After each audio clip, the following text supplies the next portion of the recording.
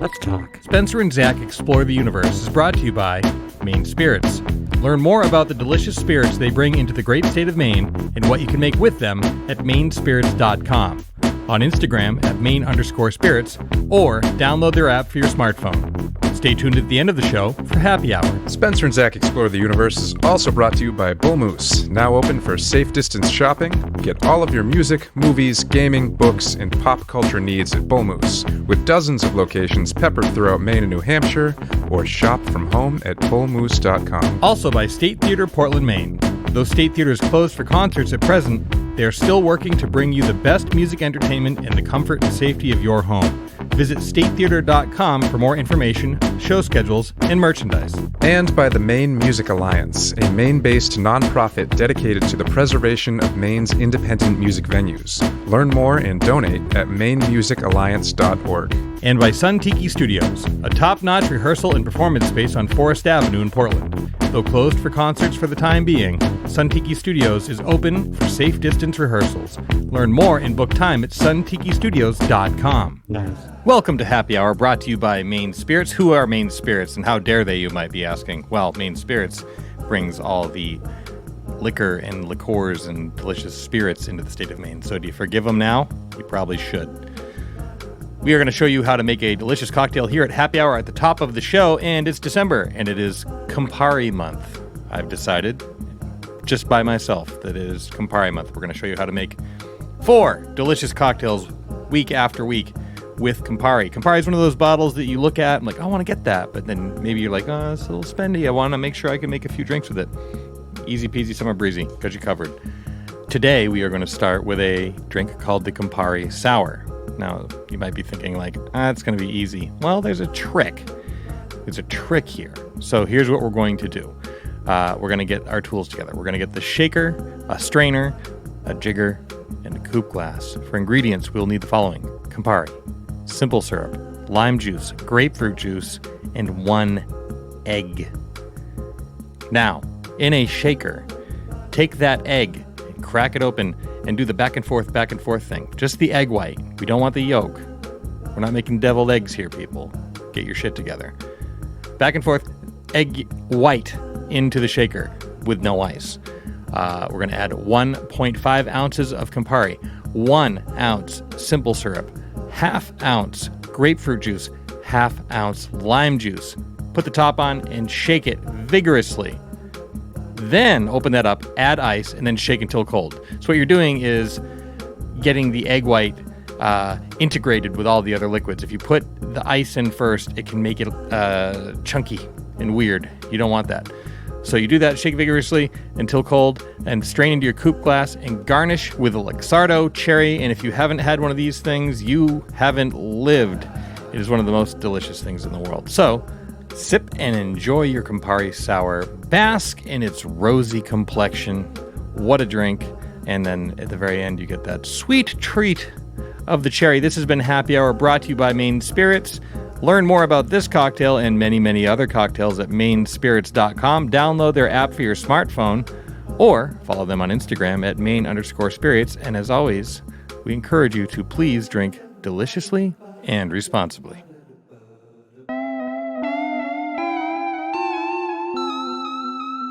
I thought you were going to a different spot. Oh, that's where you thought I was going? No, I thought you were going to the that Star Trek music cue where they're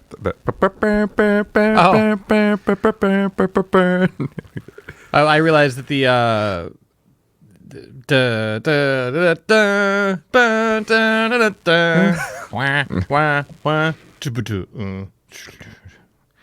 to be real. And I was going to neither of those places. I was just saying notes. Singing. I was singing. I'm a singer. I sing. I can't help it. I sing. So yeah, we find ourselves now focusing on 2 of the greatest names in comedy for all time.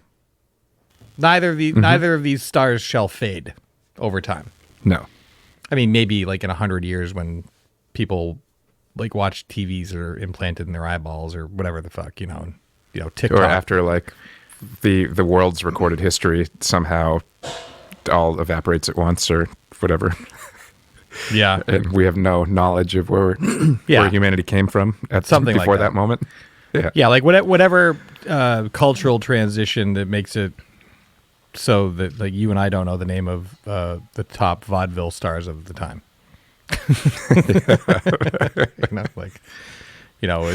As long as we're talking about movies and television as a platform,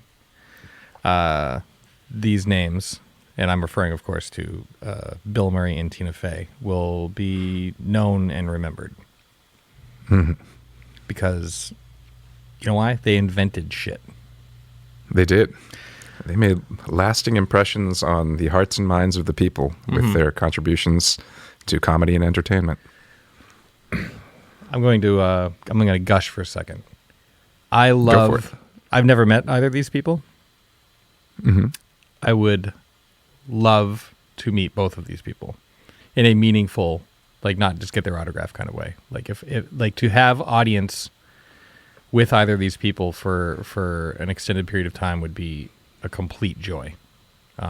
Even if they were like assholes, I would just be fascinated to study them. They've both brought me so much joy, and of course, like I have more exposure over time to Bill Murray because I've known about Bill Murray since I was 8. But nonetheless, Tina Fey, like, and Tina Fey, and also like her crew. How like Bill Murray, Bill Murray has a crew, like the Ghostbusters crew, the Dan Aykroyd, John, why can't I think of his name? Harold Ramis, and all the adjacent comedy that came out of that. Like, Tina Fey has also her crew, and all the great things that have come out of that. Yeah. Man, I can't wait for you to watch Parks and Rec. I can't wait. Have there... I know. I still need to. I can't wait. You're gonna love it. Have there been any celebrities that you're like, I just want to meet them, but only in a get their autograph kind of way? No, I don't. Okay, no, I didn't think so. That's just yeah. I don't have like I don't need. I mean, it's neat. You see somebody that you admire in the like not on a TV screen. It's like, oh, neat. But I don't need to like. I don't need to get like my picture with them necessarily, or like I have a picture of myself and Robert Englund on the floats. It keeps kind of coming back up in my memories. But the reason I have that picture is because I sat next to that dude and drank a shit ton of beer for hours. I got drunk with Freddy Krueger. We took a picture. Could be terrifying or excellent. Yeah, I mean, don't get me wrong. Like if I was like at like the grocery store and all of a sudden I look to my right and there's, I don't know, like a meaningful celebrity, you'd probably just let them finish. Yeah, I would. I just wouldn't be like, oh, I got that picture. But I mean, if there's an opportunity to take a picture, I guess, like, sure.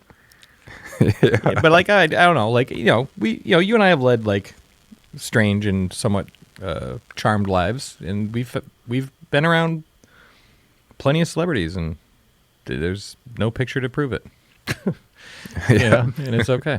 Although in a lot of circumstances, I do have the picture to prove it as well. But yeah, sometimes you do. Yeah, yeah, and that's neat. But also, it was probably you didn't like chase these people down like outside of Qdoba, and like they're just trying to like get some lunch, and like dudes are like, where? I need a picture with you. But yeah, but Tina Fey and Bill Murray, like, I don't know, I would absolutely. Yeah. I feel like meeting Bill Murray would be somewhat intimidating. I mean, not just because he's, a huge celebrity and a comedy legend, but he also is like, he's kind of a weirdo, right? Like, I mean, famously he's got his cagey. people, but he doesn't really roll with an entourage, like, and he doesn't have like a protection detail or like doesn't even have like a manager or an agent, right? Or that's right. He's got an answering machine. He's got an answering machine, which has led to him getting a few gigs that he didn't, or at least one gig in particular that he didn't mean to get. And you're speaking, of course, of Garfield. That's right. Because where he saw, he heard heard the Ethan Cohen was involved. Yep. He thought he was talking about Ethan Cohen. Oops. Which is actually a kind of like a funny coincidence, because he ends up voicing Garfield, and the guy who voiced Garfield in the cartoon version in the 80s also provided the voice for the Venkman character in the Ghostbusters cartoon. That's right. Yeah. I see. I always thought that was by design because of that. Me too. I don't know. Like, it just seemed to make sense. Oh, Bill Murray's doing Garfield now. Well, that makes sense because the guy who did Venkman did the cartoon Garfield. Right. Right. But yeah, he's also like apparently has issues with a lot of people that he works with, especially like writers and stuff, because he likes to improv and likes to change lines and rework scenes and stuff like that. And also has like notorious mood swings. I didn't know until studying up on this and reading the IMDb fun facts that Dan Aykroyd calls him the Murraycane. The Murraycane. Yep. Yeah, because of his mood swings. That's right. Well, yeah, I mean, his relationship with Harold Ramis was destroyed for a long time because of Groundhog Day. Apparently, he was so difficult to deal with on that shoot, and it's widely credited as a result of, like, I think he was going through a divorce at the time, but he was in a shit spot and trashed his friendship with his longtime super good buddy, and that sucks. But luckily, they patched it up before Egon, Yes, before he was dearly departed. Yeah. That was a sad day when he passed away. It was.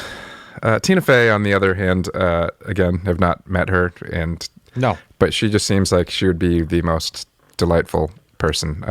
I feel like either of us, if we had the opportunity to meet her, would probably hit it off and have some good conversation right away. Murray, I don't know. I feel like I would like kind of keep my distance for a little bit and try to read what's going on in his mind before I tried to sit down and talk to him. I would like to meet Tina Fey in any capacity, to hear her, just because she's fascinating. I think the only time I could be comfortable like meeting Bill Murray is if he did one of his things where he stumbles into a situation. I happen to be at the burger restaurant that he decides he's going to bartend at or something. Yeah, like that. Meet him on his terms. But I feel, he seems like somebody who'd be like particularly standoffish and cagey and not into a fabricated situation. Not to say that not to make any assumptions that Tina Fey would suffer fools gladly. Although I have a friend who always, whenever like it comes out that Bill Murray like showed up at somebody's wedding or something like that, he's like, how rude. He's like, imagine if it's like your big day and like you're getting married and all of a sudden Bill Murray shows up uninvited and steals all of your attention. Yep. It's like, no, I mean, yeah. That's kind of a thing, Yeah. There's also one moment in Bill Murray's history that really sticks with me, and as anybody who knows me or even listens to the show knows, I'm a huge Dave Letterman fan. And Dave Letterman's last shows on late night, like, once he announced, it was just like a cavalcade of stars, right?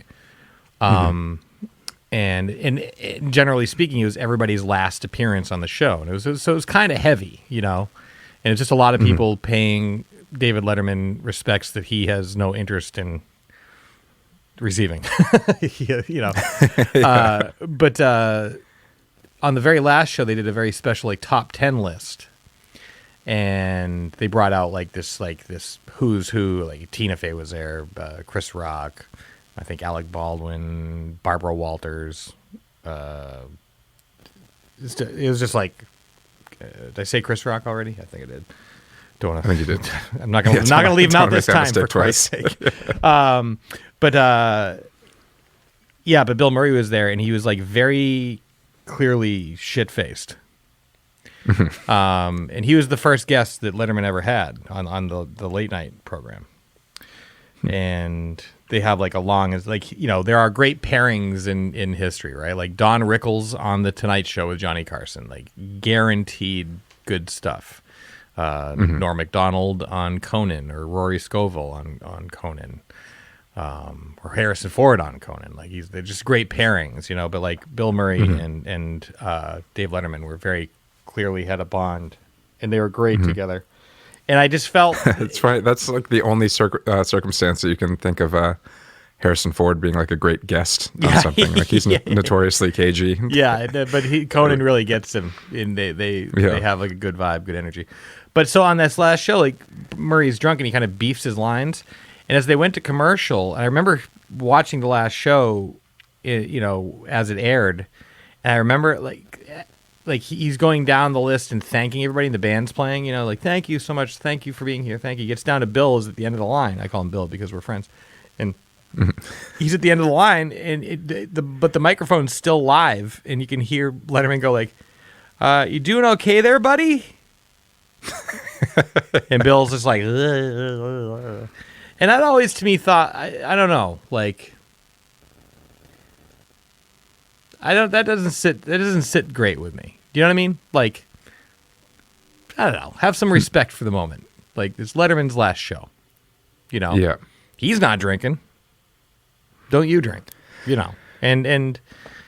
but it's also kind of like indicative. Like, I mean, people love him, and some people are like frustrated with him. I think he's shit. Like, I maybe that's why I relate to him so much, because like I'm a fucking shit show, and at least historically, like I could certainly, like, when I had no, like, little to no control over my moods or why I'm constructed the way I'm constructed or how that affects other people, I can relate to that part, but maybe there's the part where you. Although Letterman's last show was 6 years ago or something like that now. That's right. Like, it's not like it was young, hotshot Bill Murray in the height of his, can do no wrong days. That's right. Like, I mean, and you could say the same for David Letterman. Like, pull the camera off me, please. But like, Letterman was historically, famously moody and grumpy, and could really like bring a room down because he was just like, he was so hard on himself and so anxious. He just that ended up being translated to other people. Anyway, not to make this about David Letterman, and not to make this about how difficult Bill Murray is, but rather let's speak to these two legends' accomplishments, shall we? And we're gonna crown a winner at the end of this, right? And as we know, that's correct. As we know, when we make a decision on this show, much like daylight savings time, you're welcome. It's gone. We got rid of it for you. And the world has to, whatever we come to, the world has to adopt too. Like, so when we crown our winner here, it's going to be widely recognized that is the best person to ever come through SNL. I don't see any other way around it. Yeah, I think it is what it is. So, who do you want to start with? Do you want to start with Age Before Beauty? That was the wrong way to say that. But like, do you want to start with the old guy? Sure. Yeah, I guess that makes sense. I mean, he's obviously associated with the earliest days of SNL, and we did our early SNL episode before the 90s and beyond episode. So let's stay on that. Fair enough. That trajectory. So Bill Murray's accomplishments far outweigh his failures, and by a long shot. I think a lot of his failures, though, are so forgettable that you forget them. Yeah. I don't know. Yeah, I mean, his failures would be maybe Garfield or Where the Buffalo Roam or Larger Than Life, but none of them are like, what the fuck, bad. Yeah, it is not good, in my opinion. Well, I guess I haven't seen Where the Buffalo Roam in a long time, but I recall enjoying that movie quite a bit. To me, it just felt like a mess. You know what I mean? Yeah. Is it entertaining? Like, yeah, Bill Murray's entertaining. Is he in front of a camera? Then it's probably fine. But yeah, it's just like, I mean, when you're talking about, obviously, Ghostbusters, we're talking about, I mean, even Stripes, which, maybe overall doesn't hold up, but like certainly his chemistry with Harold Ramis is incredible in that movie. Absolutely. John Candy too. Like, what are other legendary? Like Scrooged. Like Scrooged is like, that's another example of a movie that's like pretty damn good. Falls apart at the end. Why does it fall apart at the end? Because they just let Bill Murray improvise. At that point, they let Bill Murray improvise because he was the biggest movie star in the world, and that's what he decided he was going to do at the end of the movie. And you know what? It's not as good as the scripted part. It's not. But his his cameo in Little Shop of Horrors is very memorable. Oh, yeah. In a movie filled with memorable parts. Yep. His cameo in The Ruddles, All You Need Is Cash. That's right. As a radio DJ. Memorable. His cameo in Zombieland. Memorable. Yep. What About Bob? Yeah, fantastic. What about, and I'll say the same for Planes, Trains, and Automobiles, and we can maybe have another show on that.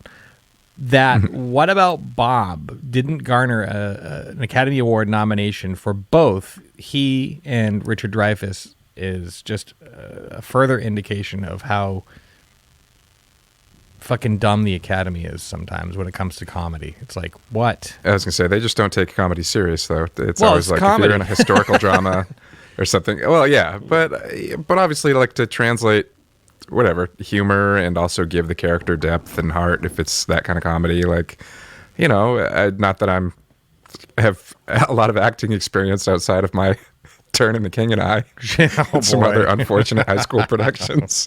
Nice way to bring it back. But you know, there's there's a lot of layers obviously to acting, and there's a lot of layers to comedy. And if you're a comedic actor, you have to have both of those things kind of integrated. And the fact that like the Academy that's supposed to like recognize greatness in acting is always like, oh, comedy, nope.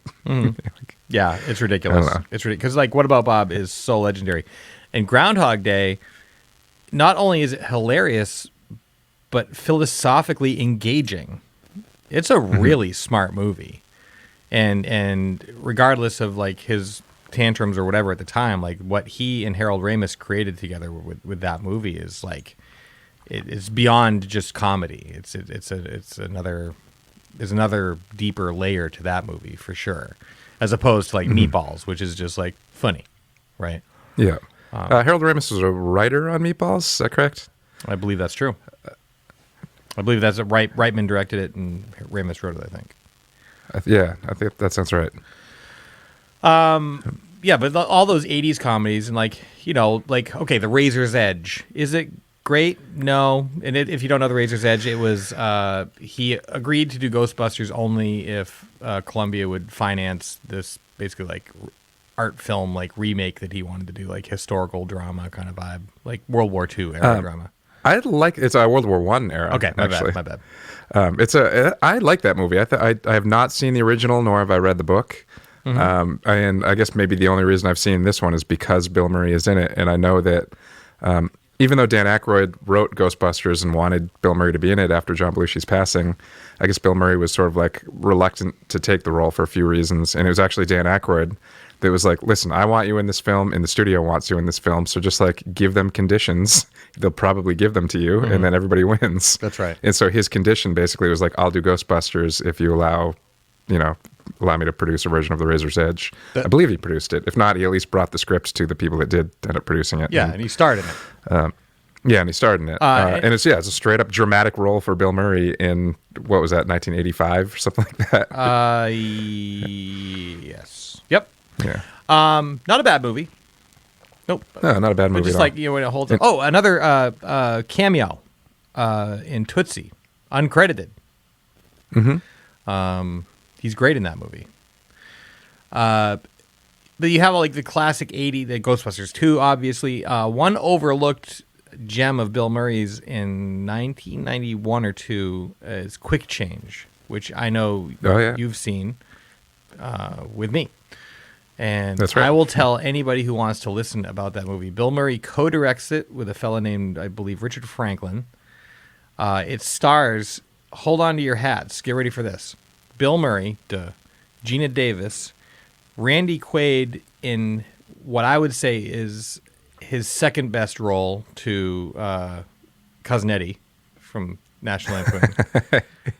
Just a scenery-chewing, incredible role. He crushes it in that movie. Perfectly cast. This is a different conversation, but I think Randy Quaid, even though he's crazy as hell today, is a very underrated actor. He's awesome. Especially, and he is crazy. Especially if you look at some of his earlier work. He's crazy as fuck. Holy shit. crazier than the shithouse rat, as they say.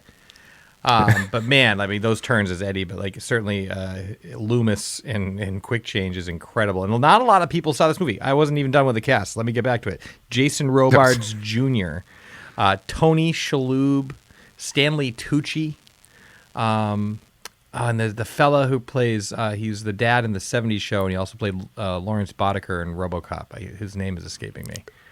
Also escaping me, and I know exactly who you're talking about. Because he's also the president of the Federation in Star Trek. That's right, Star Trek 6. That's right. A 6. That's right. That's right. Yeah, it is the movie is as follows, and this is my recommendation. If you haven't seen Quick Change, seek it out and watch it. I quote this movie just about daily. Bill Murray creates a bank heist and is successful at robbing a bank. Not a spoiler alert. That was like in the trailer. Yeah.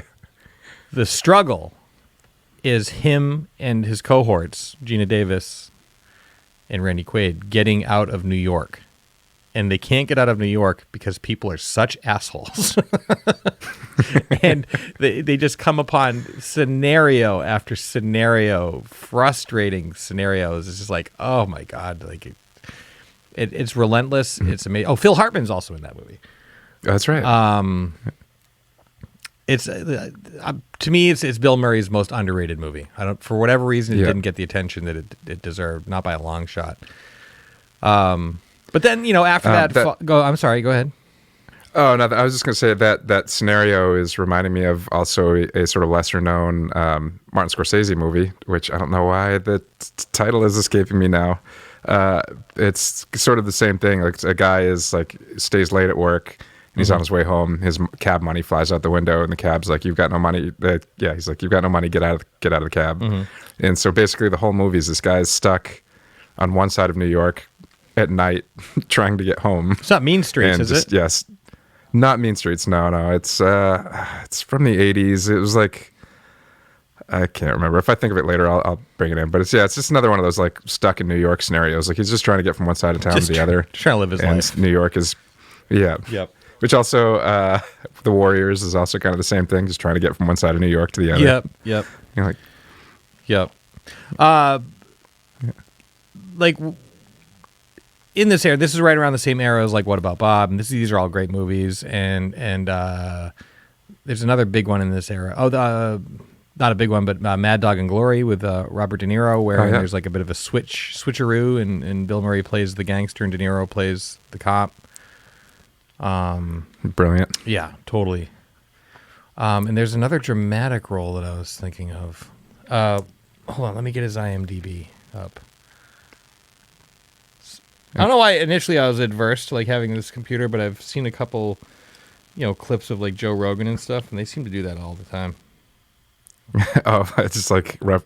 Well, and also like when you're watching the news and stuff like that, they've got somebody whispering in their ears, all that stuff. Yes, we do. We can't afford that. We cannot. Also, After Hours is the name of that Scorsese movie. Oh, yeah.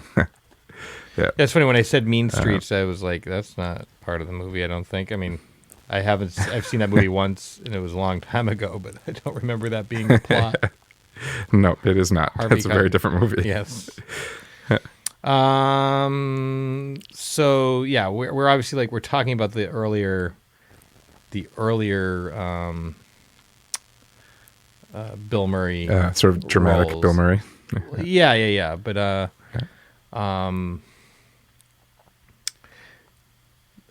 where are we at? We did The Razor's Edge, we did Ghostbusters, we did Little Shop. We talked about. Also, Ed Wood is. There's a lot of comedy built into it, but he's not playing like a straight up comedic role. No, that was a big one for him. Like he crushed that role. I mean, everybody in that movie crushed it. Agreed. Yeah, yeah. That's like that's the perfect movie. Space Jam. Space Jam. There it is. Man Who Knew Too Little. He played a straight role in Wild Things, which is like a whatever movie, but he was good in it.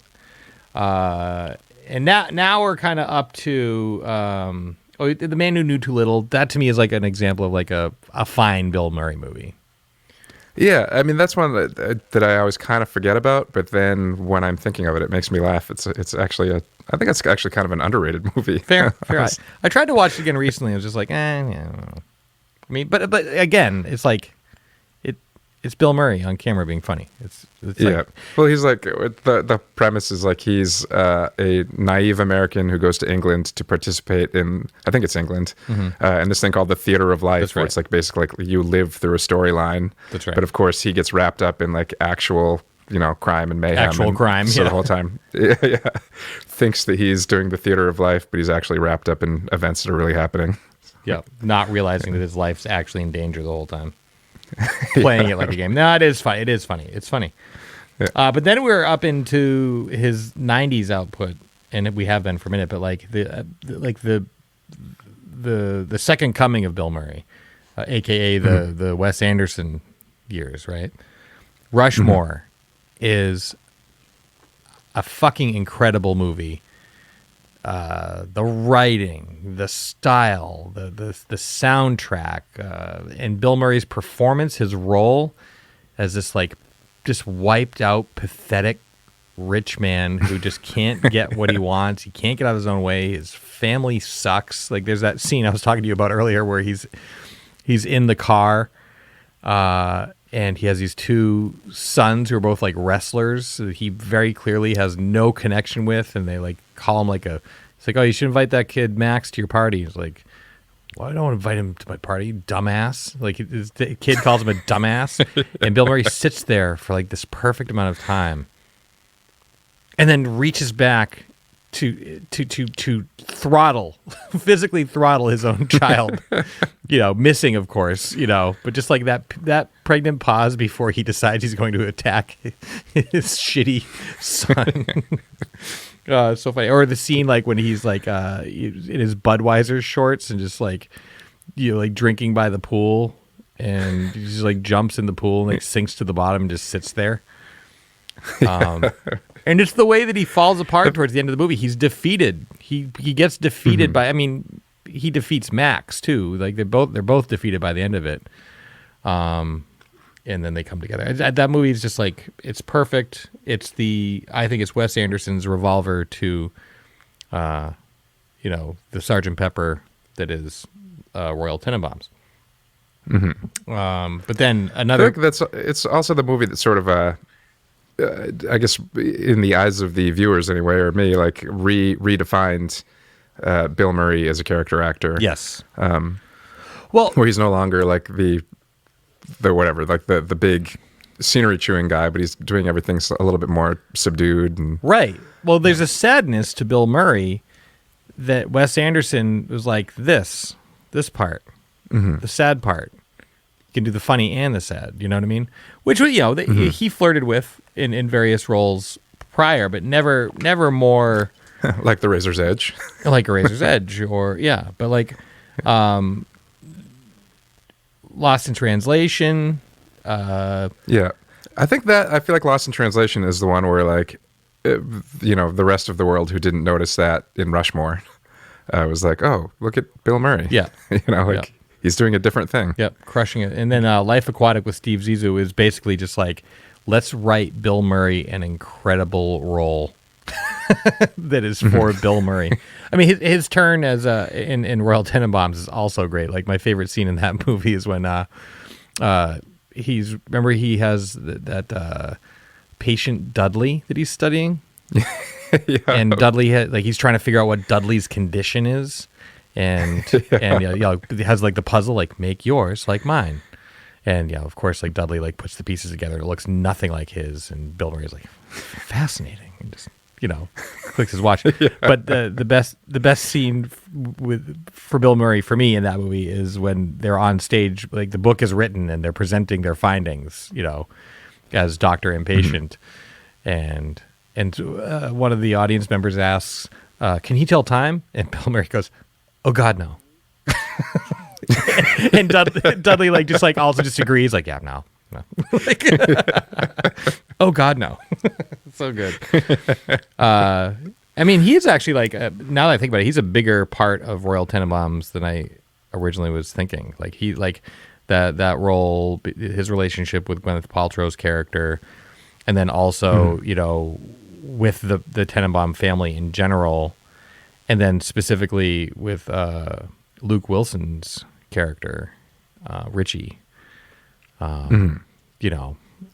And being present in the first on the scene when he has a suicide attempt, which is like, I mean, really, like that scene, like Needle in the Hay, like I hear that song, I'm just like, ooh, I'm in there. And Wes Anderson has a great knack for, I mean, actually, now that I think about it, Bill Murray's in both of those scenes. The other one that's coming to mind is in Life Aquatic when Owen Wilson and he are in the helicopter and it breaks.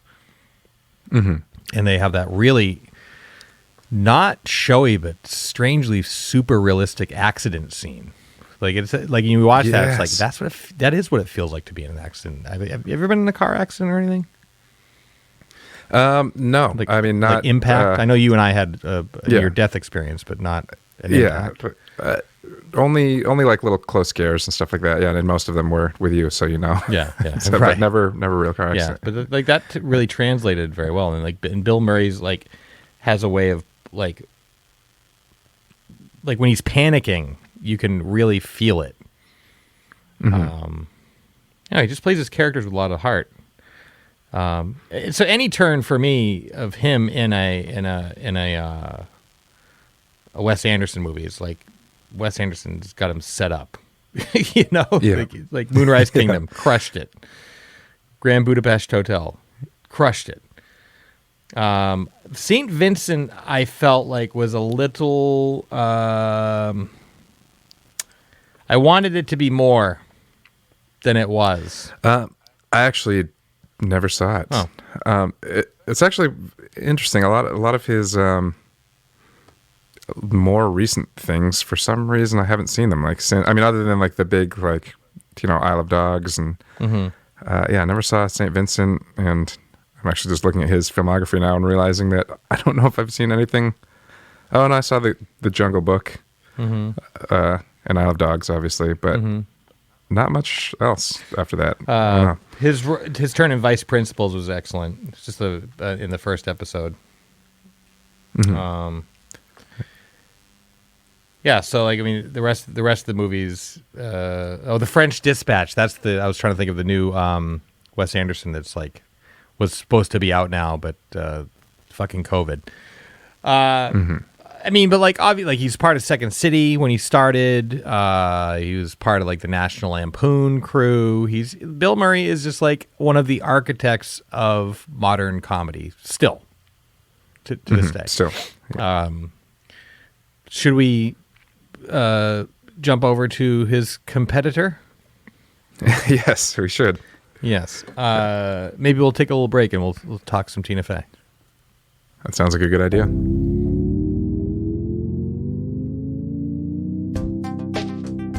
Hi there, Zach Jones here with your Bull Moose Minute. And guess what? Spencer Albee has a brand new album coming out on November 27th. It's called The Popsico, Volume 2, celebrating the 20th anniversary of The Popsico Volume 1. And I know a guy who knows a guy, and I was able to hear this record in advance, and guess what? It's really good. The Popsicle Volume 2 is going to be available on CD at Bull Moose. You can also go to bullmoose.com/Spencer and pre-order the vinyl. You should do that. As always, Bull Moose are your purveyors of all things awesome. Your CDs, LPs, your books, your DVDs, your Blu-rays, your video games, your posters, your coffee mugs with band logos, pretty much anything you want. Entertainment-wise, Bull Moose is your place. They have locations in Maine and New Hampshire, and you can just go to bullmoose.com or find them on Instagram at Bull Moose Stores or find Bull Moose on Facebook. This is Zach Jones. This has been your Bull Moose Minute. Thank you.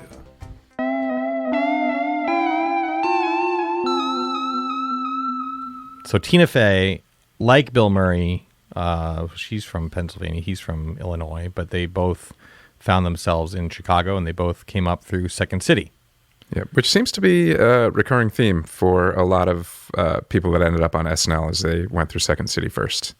A lot of the great comedians, period. Yeah, and I guess that makes sense why Chicago is a destination spot for a lot of young comedians. It's like that's the first stop is Chicago, Second City. That was SCTV was Second City Television, right? I mean, That's right. That's right. And yeah, Groundlings is another one. But yeah, SCTV is like it's churned out some pretty consistently amazing comedy comedians. Tina Fey, born in, as I said, Pennsylvania, to a very wise, kind, and philanthropic dad who would expose them to comedy. He would let them stay up late, watch SNL, watch The Honeymooners. Wouldn't let them watch the Flintstones because it was a ripoff of The Honeymooners. Which is like, I don't know, like that little detail is like pretty informative, right?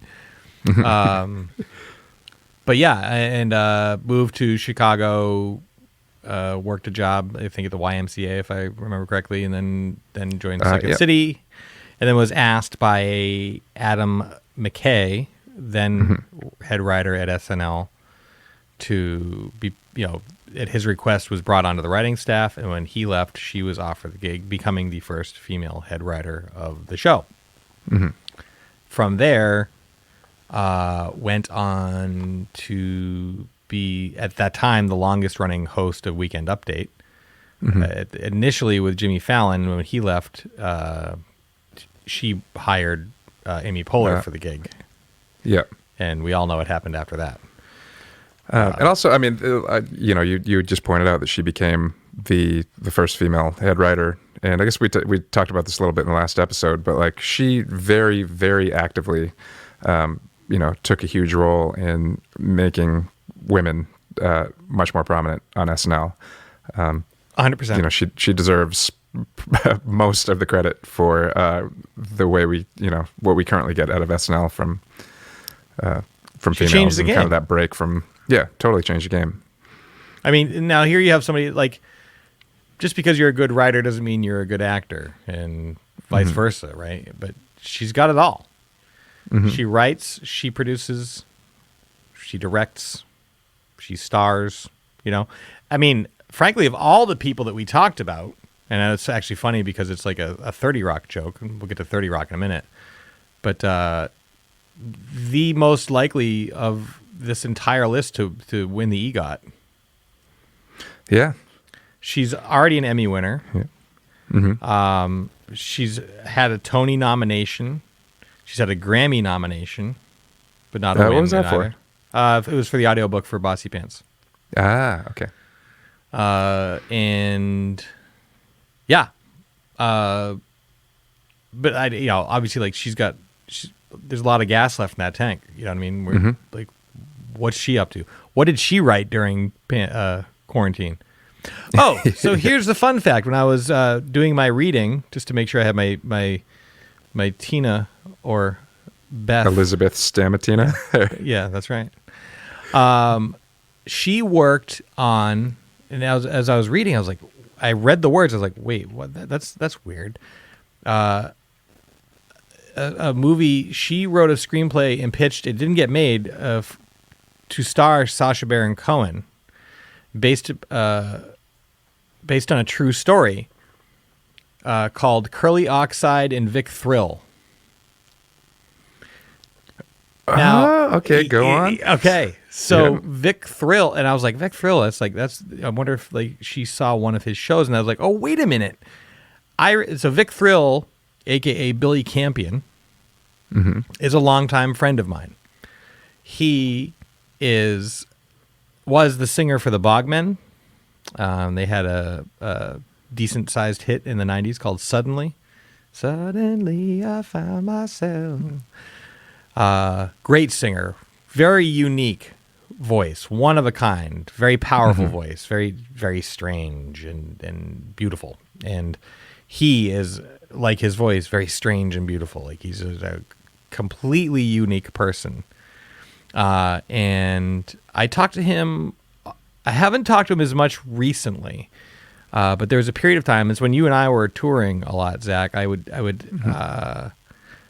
I don't know. We'd just talk. Like whenever I was in New York, I'd see him, or I'd just call him on the phone. He'd be like kind of the person just like, he or Melvern just kind of like talk to, Mm-hmm. We also did a whole bunch of shows with him. I can't remember if it was a full tour or just random New York, Connecticut type stuff that we'd end up playing with him. That's right. Okay. That's right. And I remember him telling me this story in real time. Curly Oxide was a person that he had met where he lived in Brooklyn. He was amongst the Hasidic Jew community. And this is all coming back to me.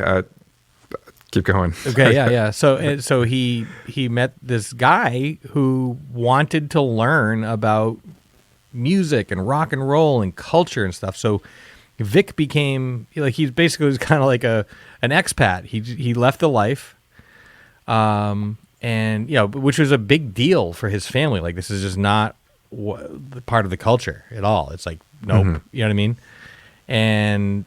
But Billy, aka Vic, was like his chaperone through culture, and just like he ended up like turning into a rock and roll guy named Curly Oxide. It was a fascinating story, and to read that Tina Fey actually wrote that screenplay was just like, wow. Like I'm like, that's 1 degree of separation. I remember that happening in real time. Meeting him, all this stuff. Anyway, this is wild. It would have been a hell of a story. Yeah, I can't remember if I know that because of hearing him tell it when we were around him, or if you had just had repeated it to me. But yeah, as soon as you said those names, I was like, oh yeah, okay. Because you mentioned before we started recording that you're reviewing Tina Fey's work brought her to something very close to our world. That's right. And there it is. Very close, indeed. So 30 Rock, after she left SNL, she pitched a show to NBC about a cable TV station, which was rejected, and then she reworked it to be an SNL style show in Saturday Night Live, or SNL type show. NBC accepted, and she stayed on the last season on SNL while developing 30 Rock, which I don't think I'm going out on a limb saying one of the greatest television shows of all time. It's fantastic. Incredible ensemble cast. Pacing, writing, her relationship with Jack Donaghy, Liz Lemon's relationship with Jack Donaghy on that show is it's the stuff of legend.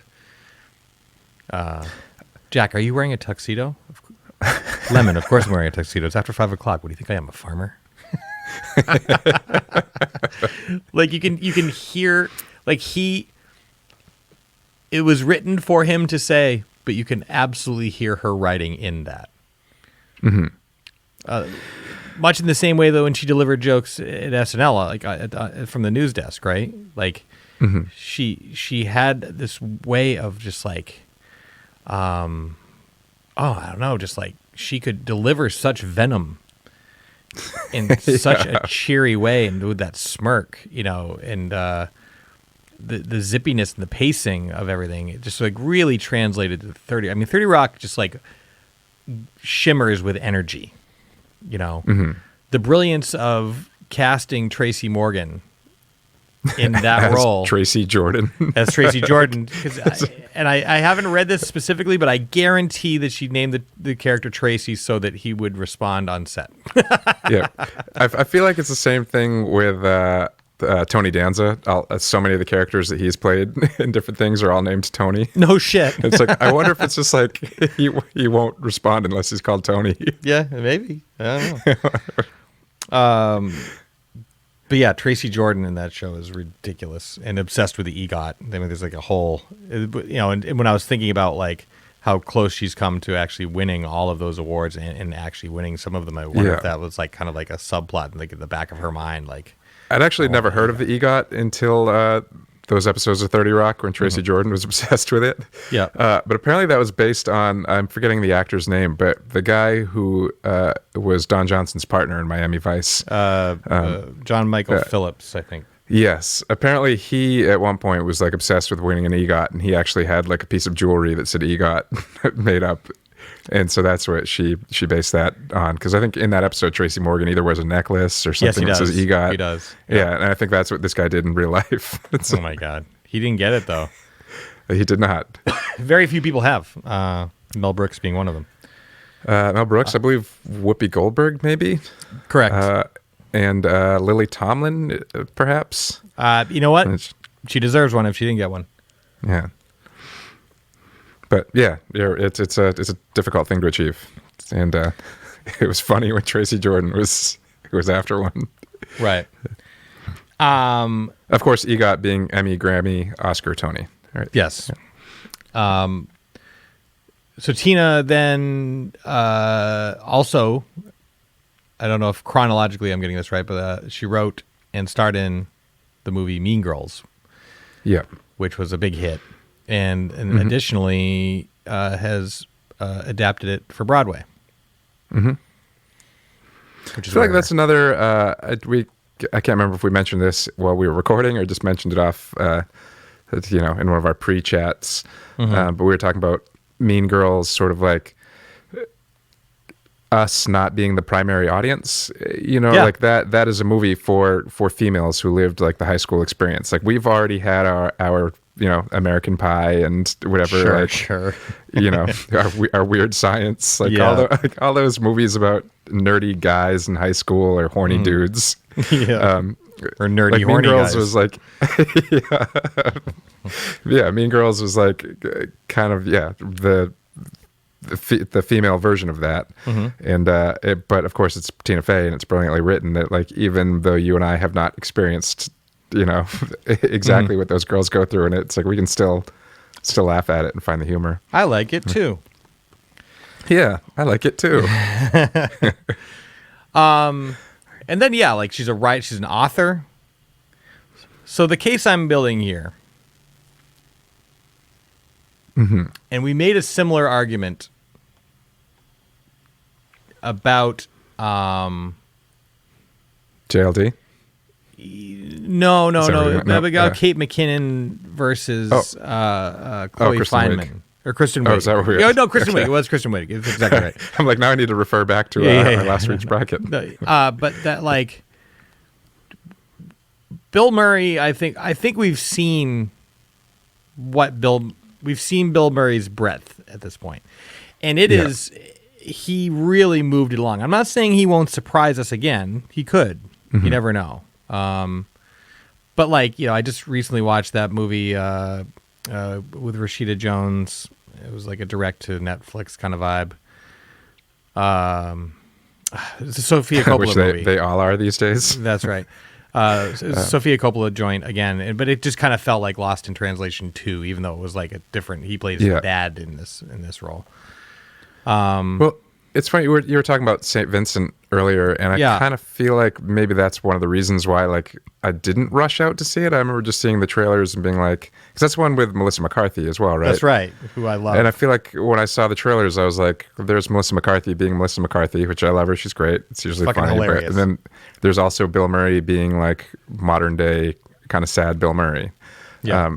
And it just didn't strike me as like, oh, this looks brand new and hilarious. I need to go watch it. It was just like, I think I've seen that movie before, or at least I've seen these actors play these characters before.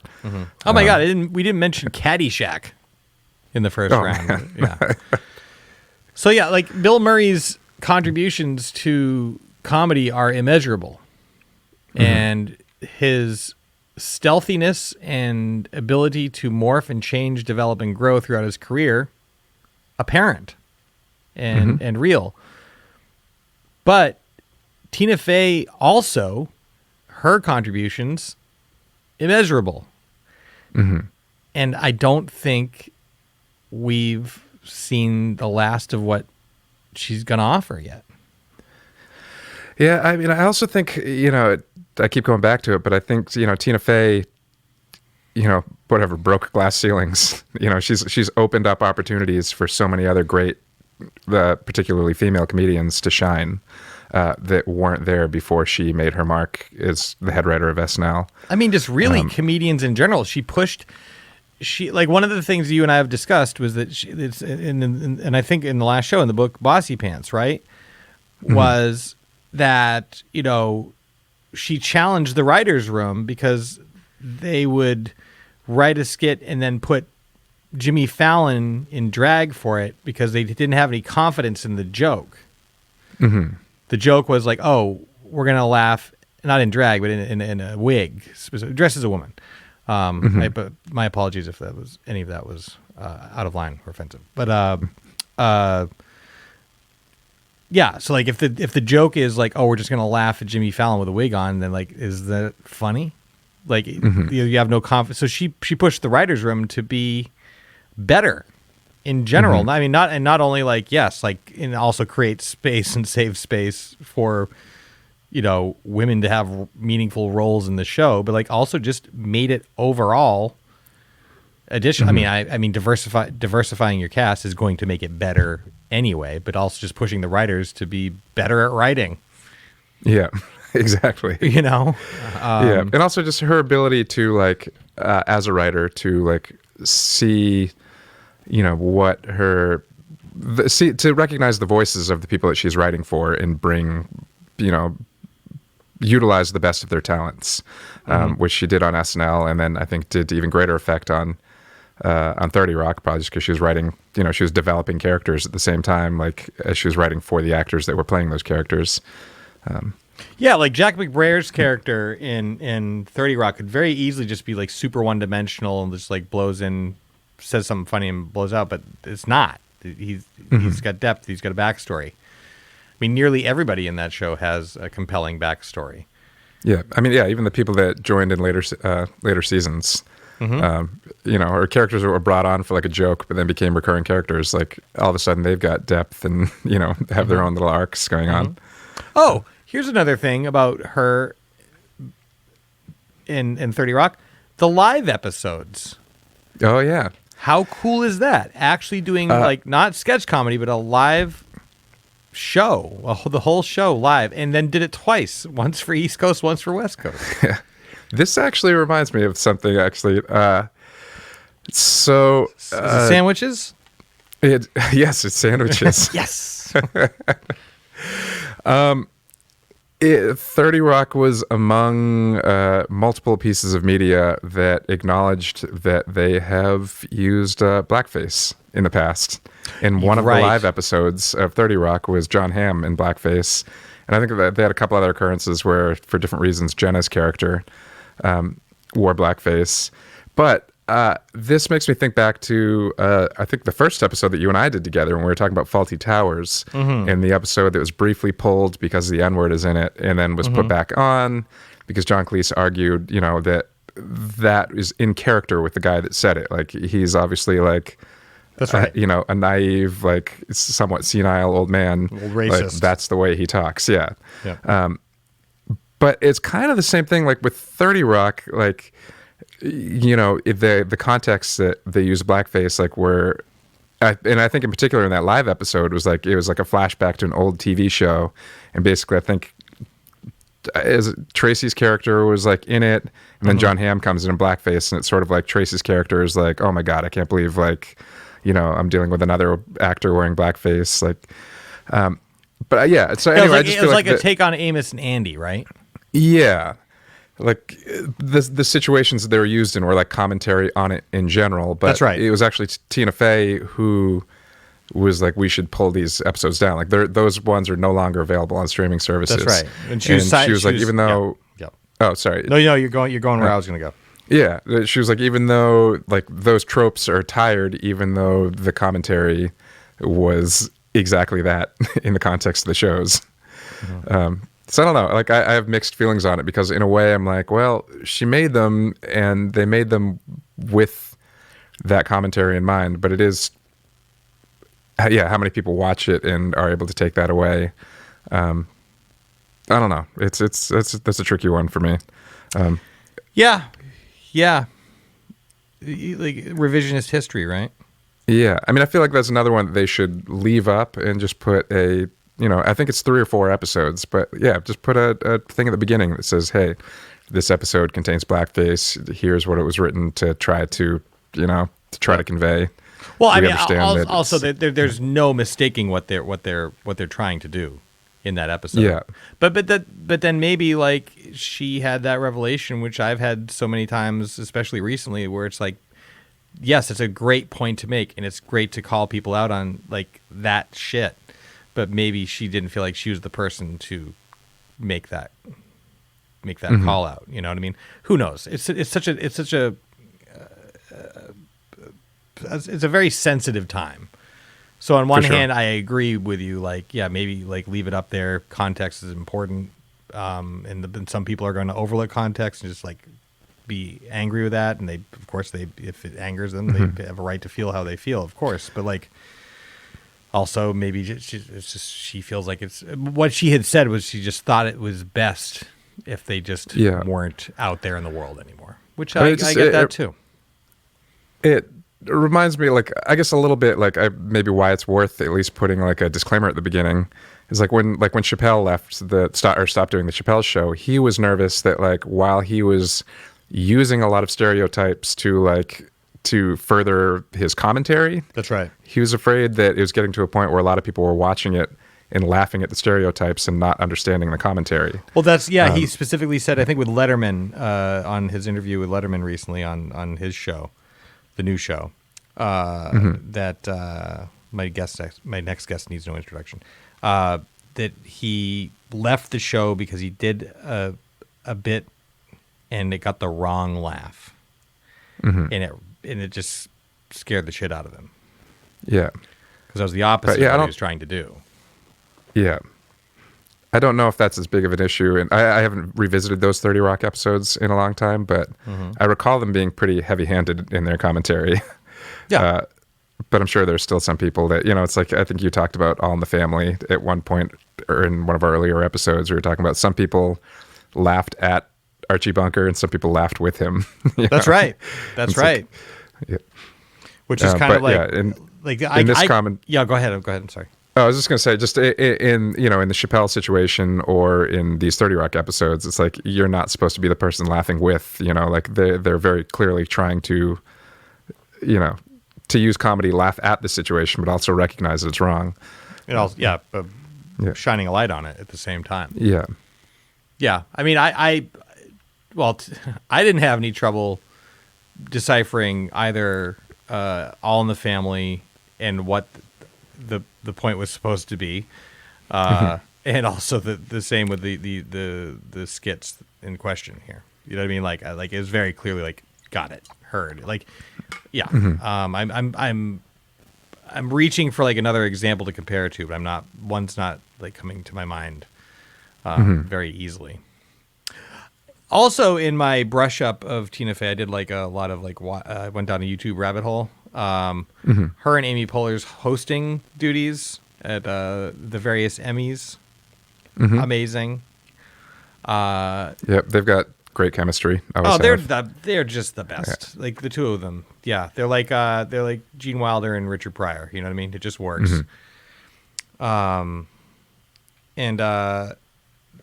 That I was watching that bit sheet kicking when she came back, basically saying that like I think it was after like the tragedy down in Charlottesville where like people were killed, the woman was killed by somebody drove over in a car, right? And it was in response to that, and basically she was suggesting that like you get through it just by eating a whole sheet cake. And she just sits there, she's just cramming cake into her mouth and just like eloquently spouting off like her ability to like stick to like well written dialogue while doing something absolutely ridiculous is like that's another reason that she's like up there. Like just her conviction is so great. She actually, I remember she kind of came under some fire for that because like I think some people were saying that she was making light of the situation, but like again, I that was not my takeaway at all. Like she's, gallows humor is a hard line to toe these days. Because for a long time, there are a lot of things about comedy that needed to change, right? And the subjects of jokes needed to be really looked at. Well, what's the point of this joke? Who's the brunt of the joke? And that's all good and everything, but I think it's very important personally to maintain that connection with comedy, because that is actually how you get through some really, really fucking hard times. And I think she's one of those great people that can really be very healing through a difficult time by pointing out an atrocity that we're all looking at in horror, and rather than just it just can't all be. Again, this is just my perspective, but it can't just be all serious bad the whole time, because then it's just it's soul crushing. You almost need that release. It almost it's a way to let other people know that I'm having a hard time with this too. Yeah. Yeah. I mean, I don't know if this is the case for Tina Fey, but we read about a lot of comedians that are, they have issues with depression and stuff like that. And basically it's that's why they turn to comedy as their outlet, is I think we talked about it with Phil Hartman earlier. It's he was always, doing an impression or playing a character because of whatever internal issues he had with his own. Hiding from himself, right? Yeah, hiding from himself, yeah. And of course, that translates to the rest of us when, something makes us sad or something is not right, to be able to look at something and laugh. I mean, I feel if I recall correctly, the cake issue, was it right after Charlottesville? I believe it was Charlottesville. That sounds about right. It was more recent than you'd think. I think it's just one of those things that's the response that a lot of people had was that it comes from a place of privilege, that if you're somebody who is dealing with some sort of repression or racism, or has lost somebody to a violent alt-right person or whatever, the to be able to cope with that by just eating sheet cake, and it's I don't know. It's looking at a joke that I think was meant to be a little bit lighter, with a deeper microscope lens or whatever. But I think there is validity to it. But at the same time, I remember watching that sketch and laughing, and not really thinking about the deeper implications until the criticisms came afterwards. I can recognize the criticisms, and I see them, and they're valid. I get it, but I also at the same time, I feel I saw where she was coming from with that. Not saying deal with your pain by eating cake, but also you could have replaced sheet caking with heavy drinking. You could have, it's a coping mechanism for people, because not just when you have a tragic situation like that, the obviously the people who are affected most directly are most affected, but that doesn't mean it doesn't affect the community at large, especially caring people. It hurts people. Yeah, and there's a lot of people that watch these things happen from, it's so detached from their world, and we're now being introduced to it through things being filmed and put on television and stuff like that. And you sit there watching it happen and just feeling absolutely helpless. Yes. There are a lot of people that are just what can I do about this other than, eat a huge sheet cake? Yeah. Binge or chocolate or whatever. Yeah, exactly. It's that was to me, the joke was coping mechanism, not trivializing death. Yeah, that was my takeaway.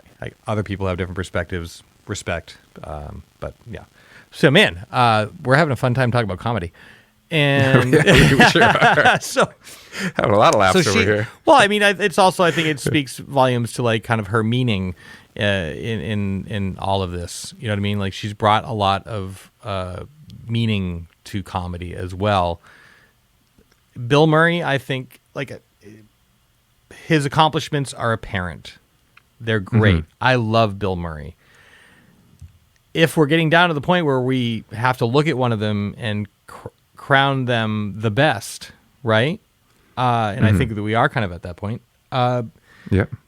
Tina, I'm going to make an argument, I think, for Tina because of her accomplishments within true a system or whatever you want to call it, that Bill Murray was one of the architects of. But then also additionally, like how diversified her contributions to comedy are, in that she is a writer and a producer and a director, and also like developing other people. The Unbreakable Kimmy Schmidt, she really got behind that show. Didn't quite take off the way I think people were hoping it would take off, but like super. I actually haven't seen that yet. I was going to bring that up just because neither of us had mentioned it, and I know there's probably a lot of fans of it out there that'll be like, "How'd you talk about Tina Fey for an hour and not mention Unbreakable Kimmy Schmidt?" Yeah, I mean, nominated for multiple Emmys. I watched some of it when it came out. I don't know why I got distracted. Like for the same reason I didn't finish Deadwood yet. I'll get back to it. But yeah, I mean, just like author. She has the Mark. They both have earned the Mark Twain Comedy Award, whatever that's properly called. Not what I just said. I'd correct you if I could, but I can't think of what it is right now. I think it's called the Samuel Clemens Certificate of Haha Funnies. Is the actual yes, that's it. Yes. That's right. Yeah. But yeah, I mean, like she's decorated. She has been involved in entertainment for half as long as Bill Murray, roughly. And I think like she's gonna she's gonna pull out some shit. You know it, and I think that kind of like we gave Chloe Fineman over Keenan, right? What Keenan is, I think, is apparent. He's been on television or in the public eye since he was a young man. I think we've seen what he he is, who he is, and it's great. But Chloe Fineman newer, and is just like smacks with like potential. You can see like, oh, this person's gonna crush. Yeah, like the mystery of what's to come is very exciting. And yeah, I can't overlook Bill Murray's just excellence. Like he's excellent, Well, yeah. Here's my thoughts. If there's like a tree of comedy, like Bill Murray is very much a part of the roots.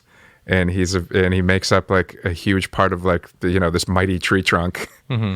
But Tina Fey is like not only like branches but also like leaves and fruits and like what I mean. Like she's like reaching out in all these different directions, but also like, but I don't know, cultivating things that can like feed people and carry people beyond that. I don't know. Like she's like there's maybe just that one tree trunk, but whatever like fruits and leaves sprung from its branches, that's Tina Fey, and it's gone out and fed the many and whatever, helps the many career, and they continue growing and sprouting new things. So, what a beautiful analogy! Oh, thanks. That was really nice. Yeah. So I with all respect to Bill Murray for. Like, he's just such a huge part of my life. But if I'm to be honest, I've been as or nearly as entertained, because it hasn't been as long, right? By Tina Fey. And if I had to say I'm looking forward to what blank does next the most, I would say that blank is filled with the name Tina Fey. Yeah, agreed. Just because she's got a very wide palette, and yeah, I think just as I keep going back to, I think the influence that she's just had on opening the door for so many other hilarious people. You know, so much of the hilarious stuff that we associate with Tracy Morgan, or like, you know, I'm sure a lot of that goes back to the stuff that Tina Fey was like, oh, I see this is funny about what Tracy Morgan does. Let me write this material for him. Yes, exactly a point that I want to reinforce. Like, Bill Murray is very good at being Bill Murray. Yeah. And not saying his characters are Bill Murray, like he is the center of that accomplishment. It is him delivering those lines. She can also do that, and then also write for other people and make them shine, and provide them opportunities, and be insightful, and change shit. So I personally vote to award Tina Fey #1 SNL cast member of all time. What say you, my good friend? You have no argument from me. We did it. We did it. Yep. We crowned a monarch. A winner, yeah. A winner, yeah. the ruler of all SNL. Yeah, the ruler of all things comedy. Here for and out shall be, at least for the foreseeable period of future. By the time she's going to be in a position to be uncrowned by the next person, we're probably not going to be doing this show. Yeah. But who knows? Maybe some younger people will be doing their best of quarantine podcasts and will be contenders. Maybe. Unlikely. Yeah, unlikely, but but possible. You never know. Yeah. Cool, man. Well, yeah, that was great. I love talking about both those people. We did it. We did it. As did I. They did it. They did it. We just talked. That's right. We just talked about what they did. Yeah. So if we have done anything, it is that. Yep. All right. Good for us. We've talked about people. We've recognized other people's accomplishments. Aren't we great? Yeah. All right. Bye. Bye. Spencer and Zach Explore the Universe is brought to you by Maine Spirits, Bull Moose, State Theater, Portland, Maine, Sun Tiki Studios, and the Maine Music Alliance. This show is a Mistakes Were Made production.